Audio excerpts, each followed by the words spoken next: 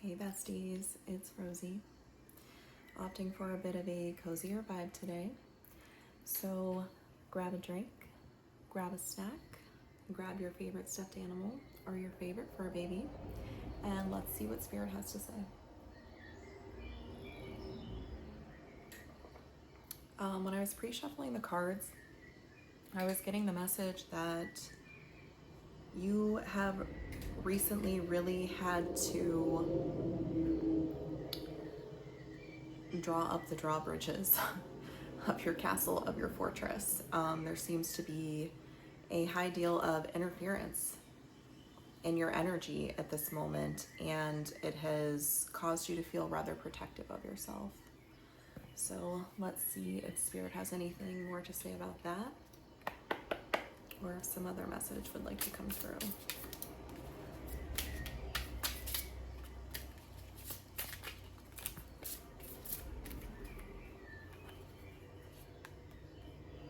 Aw, besties. I see that this collective is coming out of that indecision, that Two of Swords energy that I've been picking up on in the last few readings regarding a love situation.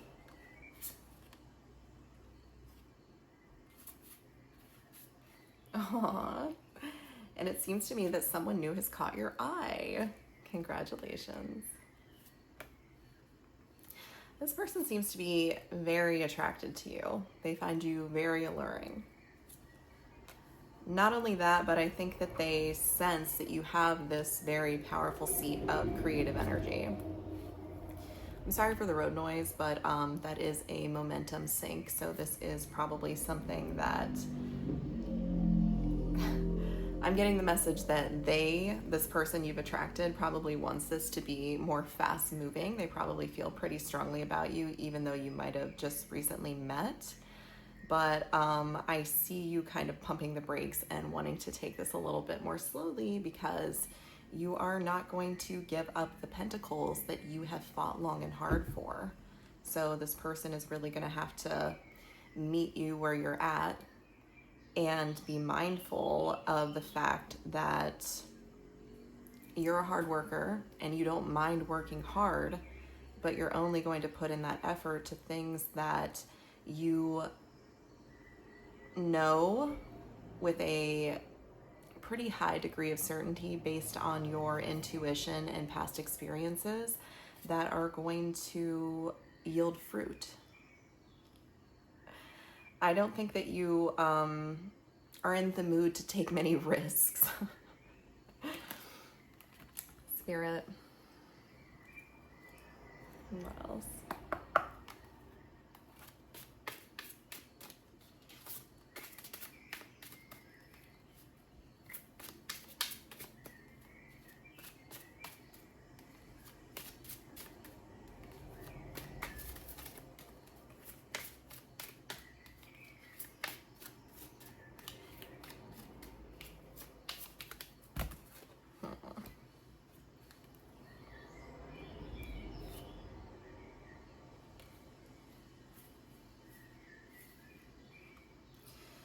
Besties, I'm seeing that you've been spending a lot more time in nature, or you're being urged to, because being in this atmosphere will allow you to release this lingering hurt that you still seem to be working through from a past romantic cycle.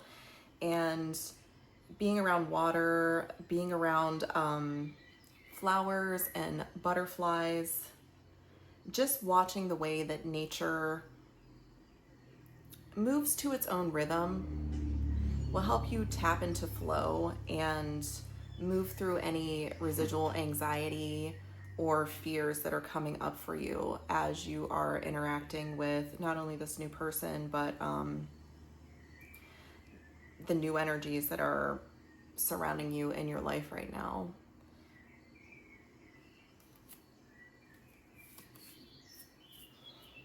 This energy of you deciding to kind of cut the cord and fly away is very strong in this reading, and I think that you're coming from this from a very mature and wise place. you realize that there are beautiful memories that you created in your past relationship, and you don't have to throw the baby out with the bathwater. Those can still be something that you look back on fondly, but also you don't have to cling to them thinking that nothing better or nothing comparable will ever be experienced by you again. I think that you are really opening to this idea that someone new can bring you experiences that are worth having. That's a beautiful energy, besties. I love that for you. What else, Spirit?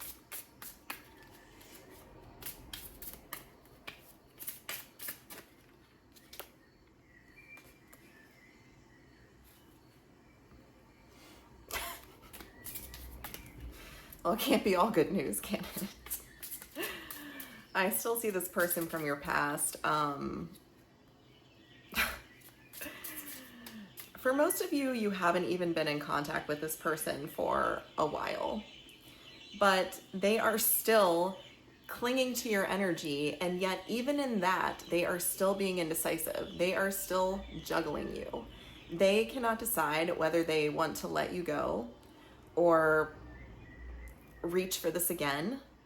And so they just have you in their tight little grasp, and they don't even want you.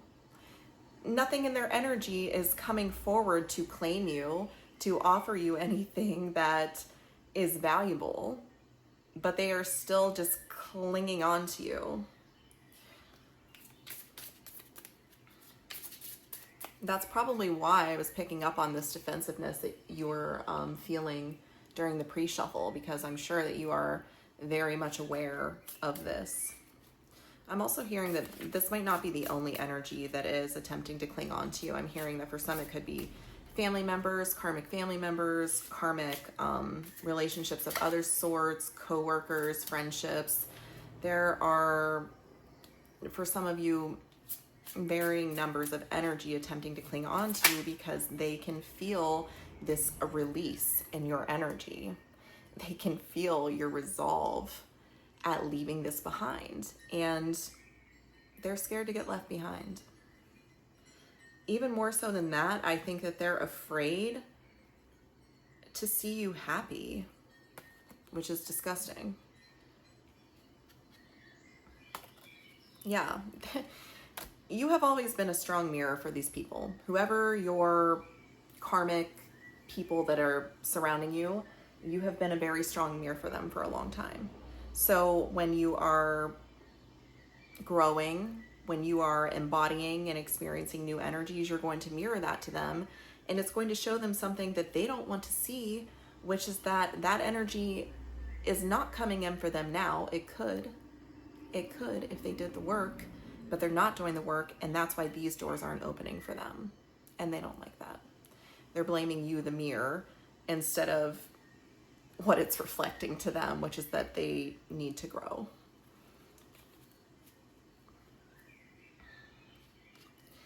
Bestie, that's a heavy anchor, but you don't care. You feel the weight of this, and you're like, I don't care. I'm flying anyway. If it kills me, I don't care. If I have to gnaw off my own leg, I'm getting out of this bear trap. I'm done. I'm moving forward. This energy has come to me. I have this new opportunity, and it will require me to leave some things behind, but I don't care. I'll do it. I don't care what has to crumble in my life to make way for this. I have nothing left to lose at this point. Anything that would be left for me to lose, I'm happy to lose it. I think that you are very familiar with what it takes to ascend at this point. You understand that this journey will require you to leave things behind, to reinvent yourself, to be reborn. And I'm sure at the beginning of this journey that was painful for you and scary. But I think, if we use the analogy of a stain being washed multiple times, when the stain was fresh, very bewildering. But the more that you go through these cycles, the lighter the stain gets, and the more that you have come to just accept that the agitation of the cycle is part of what will clean you. The things that are being washed out, scrubbed out, aren't things that were meant to be there in the first place. They might have served you for a time, but eventually you outgrew them and you knew that you had to clear the way to make way for what was coming next.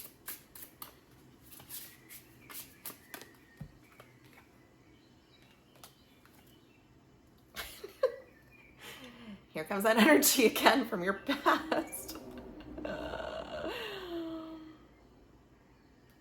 What's very interesting about this is this card, Knight of Swords. I think this bird has a halo on its head, but when I first looked at the card, it looked like this person was holding a mirror. And I think that that is an important message, because this energy does not like what they are seeing in the mirror. And they also do not like this new side of you. I think they are operating from a memory of an older version of you where you didn't have such strong boundaries, that you weren't so discerning, that you would give more chances to people. But unfortunately, this person has run out of chances with you. For some, there might be a couple drops left in the bottom of the barrel for this person. Maybe you would be willing to entertain a conversation with them for the purpose of closure and forgiveness and just to wipe the slate clean. But I do not see you wanting to give to this person, and more importantly, you don't want to fight with this person. You can sense that this person is coming in because they don't know how to express themselves in a healthy way, so they turn to conflict. Because after they blow up or whatever they're prone to doing, then they can kind of access these deeper emotions where they're like, well, you know, I'm sorry, I'm just hurt, I'm just sad, you've hurt me. Instead of one, taking any accountability for the reason that you're in this situation, or two, admitting to themselves or anyone else that they were wrong and they need to change their behavior. Being called to use a different deck.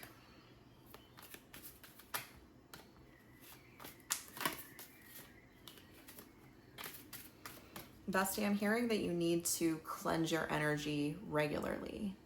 You might have already done a cord cutting for this person. You might have done multiple cord cuttings for this person. But when there is someone this stubborn and this persistent in your energy, you might have to do a cord cutting every day.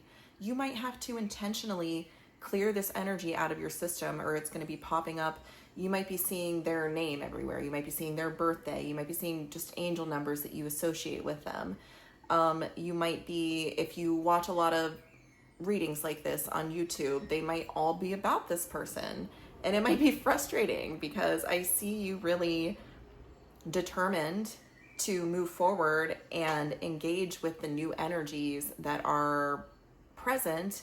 And this person is like a fog or a cloud, or for some of you, like a bad smell that is lingering, preventing you from being able to interact with and see everything that's around you clearly. Yeah, bestie, you're tired of this.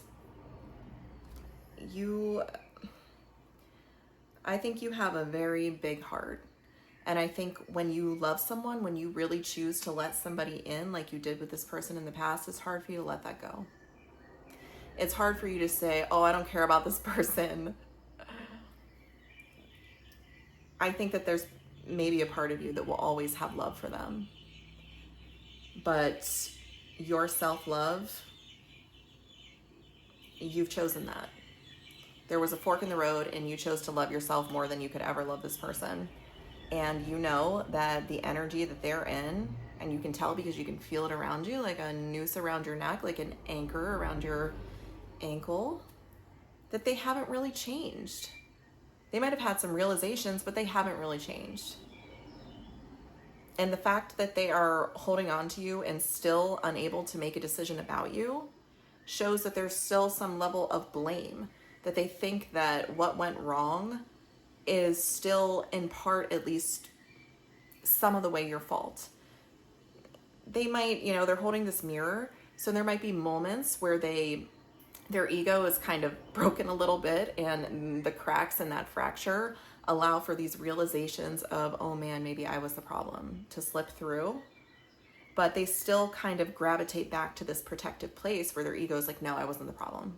Like, they were the problem too. Like, I acted that way because they acted that way and they hurt me. And bestie, I think your main crime here was having boundaries and self-respect. And when this person wasn't respecting you and honoring those boundaries, you had no choice but to enact permanent ones. And they don't like that. And these other people that you're leaving behind aren't going to like that either. But you don't care. You have your soul family coming into you. Your heart is open. That green light is flashing. And it is drawing people to you who are also in this very joyful, celebratory, over it, done with the drama energy. You want to have fun. You want to play. You want to walk in the grass in your bare feet.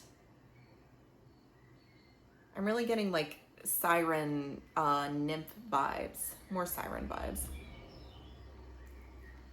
I'm seeing you communing with other divine feminines. Or if you're a masculine resonating with this, people of your own gender or polarity. And I think that you all have stability on your mind. This might look different for everyone, but the common thread between you is that you're making a judgment call on everything in your life. Oh, confirmation verbs. Excuse me. That has not worked out for you. And you're walking away. You're not pouring your water into it anymore. You're focused on the things that are proving to you in real time. I just saw 7-Eleven on my clock. That give you that return on investment. You're done with these things that leave you in this energy of scarcity. This is a huge cycle ending for you, bestie. I'm getting that you've been working on this probably for at least 7 years for some of you. You've worked really hard to get here. You had to unlearn a lot of people-pleasing, a lot of self-sacrificing. I think that you have attracted people who took big, hungry bites out of your abundance. Whatever you tried to create, whether you did it alone or if you were co-creating with them, they came in to harvest it.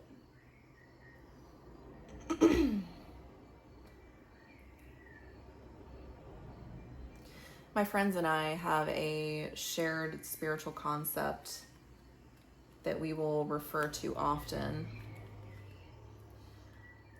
where we call our energy or our life force honeycomb. And your honeycomb is a currency that you can use. You can exchange it with others. You can give it to them when they are in need. You can use it for yourself to get you through the winter. And when your honeycomb is up, this person can smell that on you.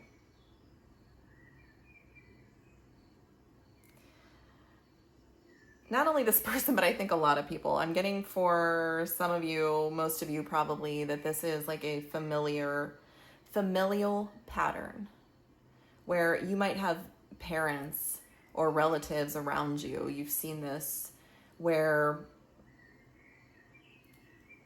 there are dynamics where one person is a food source for another.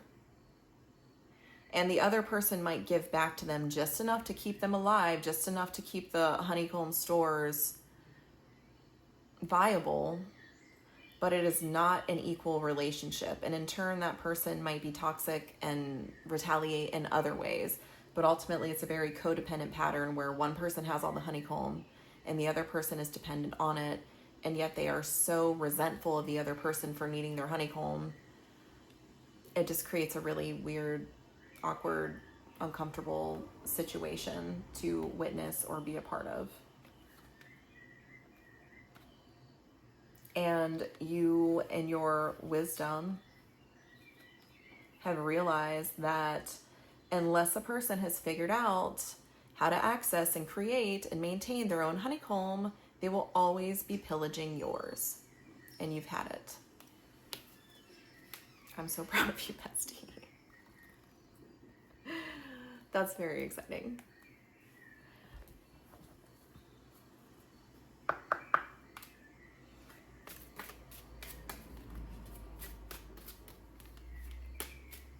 My guides are celebrating in my head right now.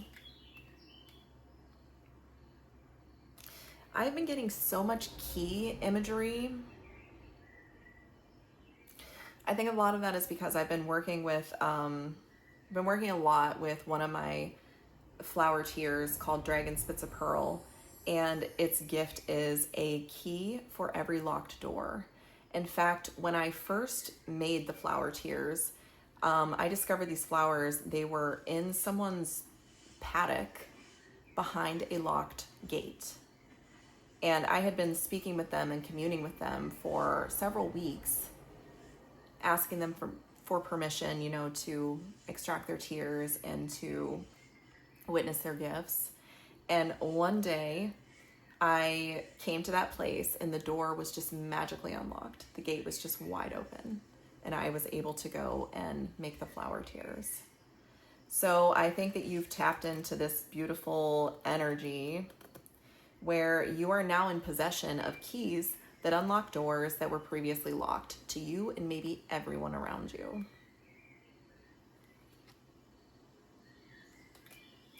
You are walking between worlds right now. I'm getting chills as I'm tapping into this. Again, more key symbolism. This is you. Look at this ring of keys that you have. This card is called Secrets. Also in this card, the keyhole is in the moon. So you have realized that in these moments of uncertainty, in these dark places in your subconscious, if you unlock them, there are treasures unimaginable there. And because you're the only one around you in your family line, in your relationships, anything, who has figured this secret out, you alone have access to it.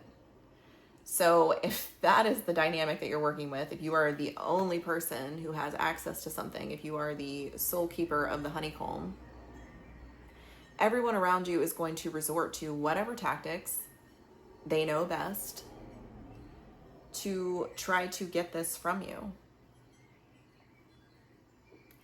Gifts of this magnitude are doled out over time because you must prove to spirit that you are a caretaker of them, that you have the discernment needed to choose who deserves to enter this room with you, who deserves the honeycomb, who deserves to be locked out of the fence indefinitely, who deserves to even know that this is a place that you can go. You're very much in this high priestess energy of you internally know everything that it is that you need in this chapter. And that can be lonely and alienating, but you're also connecting with these other energies that have figured out the same things on their own. Maybe they've come along with you for the journey. Maybe you've known some of these people, but for a lot of you, you're going to be attracting brand new people who have just arrived on scene because they have also figured this out. Their own journeys have led them here. We're kind of at this, I'm seeing this like circuit board, and all of these circuits from like very far out are kind of coming together at this amalgamation point, and it's the meeting place. It's this beautiful meeting place where you guys are communing with each other. And when you talk to these people, you guys will probably have a lot of synchronistic life events that have taken place for you to lead you to this place. In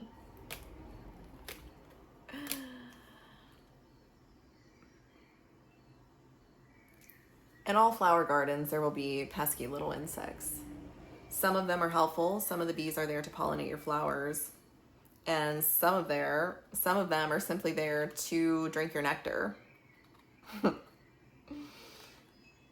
I would be on the lookout for lustful energies, and that just doesn't necessarily have to pertain to physical intimacy. That could be people trying to seduce you in other ways. And I am also getting this side message that you might be worried, because you've probably seen this in the past, that this new person that you are connecting with, this new love interest, that these little insects are going to be buzzing in his ear as well. And you might have experienced betrayals in the past relating to this pattern of someone kind of falling for the tricks of the interference or the karmics, people, dangling shiny objects in front of them and them taking the bait because they can't discern between fool's gold and 24 karat. But this person you're connecting to, they know that you are, the card that I pulled is Queen Bee. There might be lots of bees, and those other bees might have honey, but they know that you're the queen. They're not a dummy.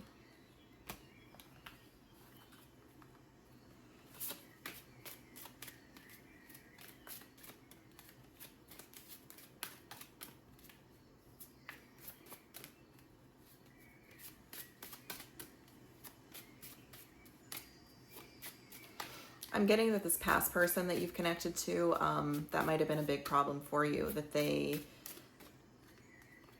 when spirit sends them opportunities to earn this discernment certificate that you are in possession of, they just keep failing the test. They don't understand that before you accept a coin from someone, bite it. Make sure it isn't soft. Don't accept everything at face value. Look below the surface. They don't look below the surface within themselves, so that is mirrored outwardly. They refuse to look inside at anything that's going on in there. So, of course, anything that comes towards them, they're going to take it at face value too. They're virtue signaling, and so is everyone around them. They're all just pretending to be something else, something more valuable than what they're actually bringing to the table. There's this energy of overpromising and under-delivering, and that is heavily being mirrored to them by everything that they are drawing to them. I'm seeing this like river kind of rushing at them, and everything that it's bringing is something that is duplicitous in nature. And that's why they're in this indecisive energy. They can't let go of you because their soul knows that you're the ticket to the promised land. But at the same time, there might be a shortcut. And I think that they're angry because they wanted you to be the shortcut. They wanted you to put up with whatever these other people that are in this duplicitous energy would put up with, so that they could use you as a shortcut to go to this place that you can only get to by taking the upright path, by going deep inside of yourself and finding that keyhole in the moon that unlocks the door.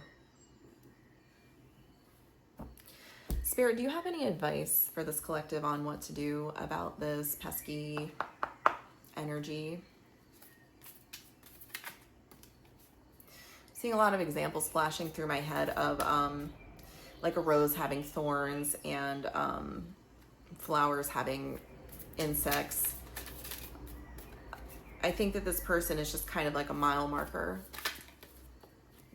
There will probably always be people like this around you. They come with the territory. Yeah. The only time that you should be looking back at this is through this lens of your intuition. I drew the King of Swords, the Eight of Cups, and they're all marching forward. They all have drawn the line in the sand and they are marching forward regardless of what they have to leave behind. But the High Priestess is facing backwards because she's holding a lantern. The part of you that is looking back is the lighthouse that you are. Your grief at this is weaving a trail of tears that these people that you're leaving behind can follow if they want to. Even if you are never in their life again, the memory of you, the fracture point where you shattered their ego by embodying an energy that they desperately need to, that's never going away. They can try to cover it up. They can try to drown it out. That will ring like a bell through the darkest night forever until they answer that call. And that is your parting gift to them.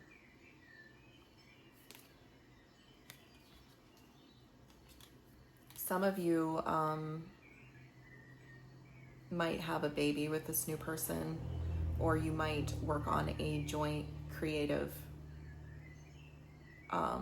venture with them. There's a very beautiful, abundant, creative energy here. I'm looking at the King of Cups and the Empress, and the Empress is, they both have their hands outstretched. She's holding a pomegranate and there's nothing in his empty hand, but he is surrounded by fish, which are the symbol of abundance. So if you give your honeycomb to this new person, they're not going to gobble it down. They're going to realize that it is a source of great potency that can be transformed into something that is greater than the sum of its parts. I love this new person for you, bestie.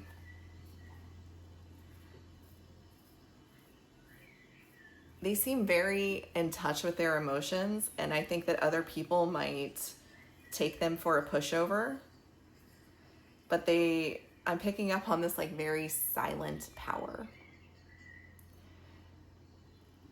I think that a lot of people underestimate them, and I think that's something that you can relate to.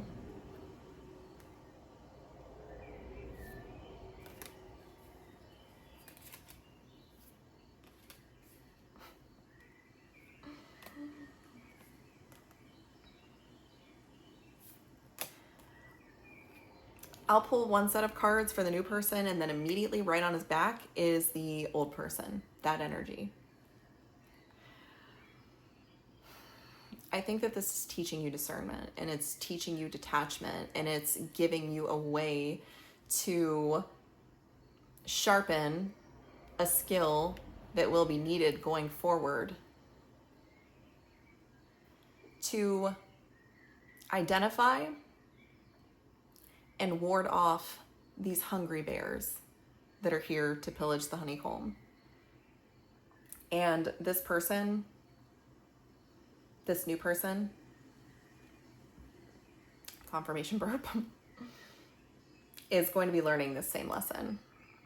I don't think that they will be as spiritually, I'm not sure what word I'm trying to say here. I think that they are unaware of the spiritual awareness that they have. And you're going to act as someone who, you're not the light bulb for them, but you're going to come in and flip the switch that they probably didn't even know was there.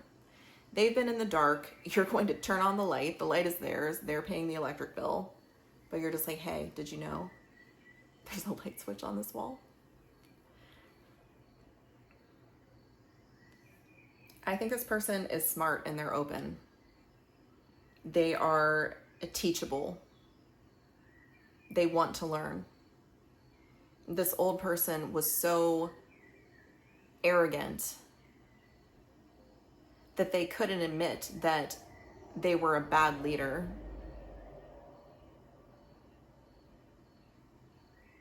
And they were too stubborn and prideful to follow when that's what they needed to do. This person's going to listen to you when you talk. When you warn them, when you guide them, they're going to listen. I think they're going to be pretty protective of this connection too. They might have had somebody betray them in the past, and it taught them that just because someone says they're your friend doesn't mean that they won't try to take something that's yours. So even the people that they've had in their camp for a long time, they're going to have their eyes on them. They're going to be looking over their shoulder. Because they realize when you have something valuable and other people don't, people will covet it.